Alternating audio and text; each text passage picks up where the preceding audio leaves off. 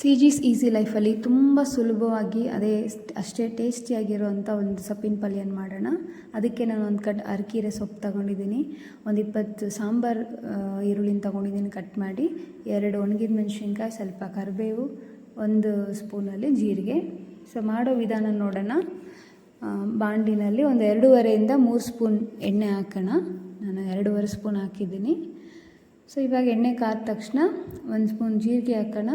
ಇಲ್ಲಿ ನೀವು ಗಮನಿಸಿದ್ರೆ ನಾನು ಒಗ್ಗರಣೆಗೆ ಸಾಸಿವೆ ಯೂಸ್ ಮಾಡ್ತಿಲ್ಲ, ಜೀರಿಗೆ ಮಾತ್ರ ಯೂಸ್ ಮಾಡ್ತಾ ಇದ್ದೀನಿ. ಒಂದು 5 ಸೆಕೆಂಡ್ ಜೀರಿಗೆ ಚೆನ್ನಾಗಿ ಎಣ್ಣೆಯಲ್ಲಿ ಬೇಯಲಿ. ಇದೇ ಈ ಸೊಪ್ಪಿನ ಪಲ್ಯದ ಸ್ಪೆಷಾಲಿಟಿ. ಒಳ್ಳೆ ಟೇಸ್ಟ್ ಕೊಡುತ್ತೆ ಜೀರಿಗೆ ಮಾತ್ರ, ಸಾಸಿವೆ ಆಗದೆ ಜೀರಿಗೆ ಮಾತ್ರ ಹಾಕೋದು. ಇವಾಗ ಕಟ್ ಮಾಡಿರೋ ಈರುಳ್ಳಿ, ಮೆಣಸಿನ್ಕಾಯಿ, ಕರಿಬೇವು ಹಾಕೋಣ. ಸೊ ಹಾಕ್ಬಿಟ್ಟು ಎಷ್ಟು ಬೇಕೋ ಅಷ್ಟು ಈರುಳ್ಳಿನ ಹಾಕ್ಕೊಳ್ಳಿ. ನಾನಿಲ್ಲಿ ಸ್ವಲ್ಪ ಜಾಸ್ತಿನೇ ಈರುಳ್ಳಿ ತೊಗೊಂಡಿದ್ದೀನಿ, ಸ್ವಲ್ಪ ಕಮ್ಮಿನೇ ಈರುಳ್ಳಿ ತೊಗೊಳ್ಳಿ. ದೊಡ್ಡ ಈರುಳ್ಳಿನೂ ತೊಗೊಬೋದು, ಚಿಕ್ಕ ಚಿಕ್ಕದಾಗಿ ಕಟ್ ಮಾಡೋದನ್ನ ಹಾಕ್ಬೋದು. ಈಗ ಈರುಳ್ಳಿ ಬಣ್ಣ ಬದಲಾಯಿತು. ಇವಾಗ ನಾವು ತೊಳೆದು ನೀಟಾಗಿ ಎತ್ತಿಟ್ಟಿರುವಂಥ ಸೊಪ್ಪನ್ನು ಹಾಕ್ಕೊಳ್ಳೋಣ. ನಾನಿಲ್ಲಿ ಅರಕೀರೆ ಸೊಪ್ಪನ್ನು ಹಾಕಿದ್ದೆ. ನೀವು ನುಗ್ಗೆಕಾಯಿ ಸೊಪ್ಪು ಇಲ್ಲನ ದಂಟಿನ ಸೊಪ್ಪು, ಯಾವ ಸೊಪ್ಪನ್ನು ಬೇಕಾದರೂ ಹಾಕ್ಕೊಬೋದು. ಕೆಲವೊಬ್ಬರು ಸೊಪ್ಪನ್ನು ತೊಳೆದ ಮೇಲೆ ಕಟ್ ಮಾಡಿಬಿಟ್ಟು ಹಾಕ್ತಾರೆ, ನಾನು ಕಟ್ ಮಾಡಿಲ್ಲ. ಕಾರಣ ಇದು ತುಂಬ ಎಳೆ ಸೊಪ್ಪು, ಅದಕ್ಕೋಸ್ಕರ ನಾನು ಕಟ್ ಮಾಡ್ದಿರ ಹಾಗೆ ಹಾಕಿದ್ದೀನಿ. ಹಾಗೆ ಹಾಕಿದ್ರೂ ಅದು ಬೇಯುತ್ತೆ. ಈಗ ಸೊಪ್ಪಿಗೆ ಎಷ್ಟು ಬೇಕೋ ಅಷ್ಟು, ಸೊಪ್ಪಿನ ಪಲ್ಯಕ್ಕೆ ಬೇಕಾಗಿರೋಷ್ಟು ಉಪ್ಪನ್ನು ನಾವು ಹಾಕೋಣ.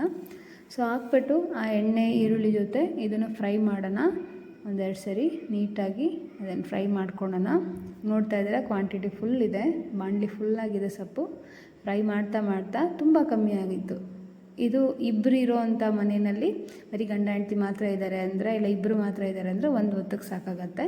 ಸೊ ಈ ಥರ ಚೆನ್ನಾಗಿ ಮಿಕ್ಸ್ ಮಾಡಿದ್ಮೇಲೆ ಒಂದು ಅರ್ಧ ಗ್ಲಾಸ್ ನೀರನ್ನು ಹಾಕಿದ್ರೆ ಇನ್ನೂ ಸ್ವಲ್ಪ ಅದು ಚೆನ್ನಾಗಿ ಮಸಿಯುತ್ತೆ, ತಿನ್ನಲಿಕ್ಕೂ ತುಂಬ ಸಾಫ್ಟಾಗಿರುತ್ತೆ. ಸೊಪ್ಪಿನಲ್ಲೂ ನೀರಿನ ಅಂಶ ಇರುತ್ತೆ, ಉರಿತಾ ಆ ನೀರಿನ ಅಂಶನೂ ಬಿಟ್ಕೊಳುತ್ತೆ. ಜೊತೆಗೆ ಸ್ವಲ್ಪ ನಾವು ನೀರು ಹಾಕಿದ್ರೆ ಚೆನ್ನಾಗಿ ಅದು ಬೇಯುತ್ತೆ.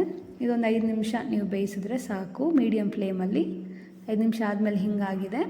ಸೊ ಅಷ್ಟೇ ಸ್ನೇಹಿತರೆ, ತುಂಬ ಟೇಸ್ಟಿಯಾಗಿದೆ ಈ ಸೊಪ್ಪಿನ ಪಲ್ಯ. ಸೊ ಎಲ್ಲರೂ ಇಷ್ಟಪಡ್ತಾರೆ ಈ ಥರ ಮಾಡಿದ್ರೆ. ತುಂಬ ಕ್ವಿಕ್ಕಾಗಿ ಒಂದು ಸೈಡ್ ಡಿಶ್, ರಸಮ್, ಸಾಂಬಾರು, ಮಜ್ಜಿಗೆ ಹುಳಿ ಯಾವುದ್ರ ಜೊತೆ ಬೇಕಾದರೂ ಇದನ್ನು ಸೈಡ್ ಡಿಶ್ಶಾಗಿ ಇಟ್ಕೊಂಡು ತಿನ್ಬೋದು. ತುಂಬ ಚೆನ್ನಾಗಿರುತ್ತೆ, ಕ್ವಿಕ್ಕಾಗೂ ಆಗುತ್ತೆ. ಆರೋಗ್ಯಕರವಾದ ಒಂದು ರೆಸಿಪಿ. ಖಂಡಿತವಾಗ್ಲೂ ನೀವು ಇದನ್ನು ಟ್ರೈ ಮಾಡ್ತೀರಾ ಅಂತ ನಾನು ಅಂದ್ಕೊಂಡಿದ್ದೀನಿ. ಟ್ರೈ ಮಾಡಿದ್ರೆ ನಿಮ್ಮ ಒಪಿನಿಯನ್ನ ಕಮೆಂಟಲ್ಲಿ ಹಾಕಿ. ಈ ವಿಡಿಯೋ ಇಷ್ಟ ಆಗಿದರೆ ಲೈಕ್ ಮಾಡಿ, ನನ್ನ ಚಾನಲ್ನ ಸಬ್ಸ್ಕ್ರೈಬ್ ಮಾಡಿ. ನಾನು ಇನ್ನೂ ತುಂಬ ವೀಡಿಯೋಗಳನ್ನ ಹಾಕಲಿಕ್ಕೆ ಸಹಾಯ ಆಗುತ್ತೆ.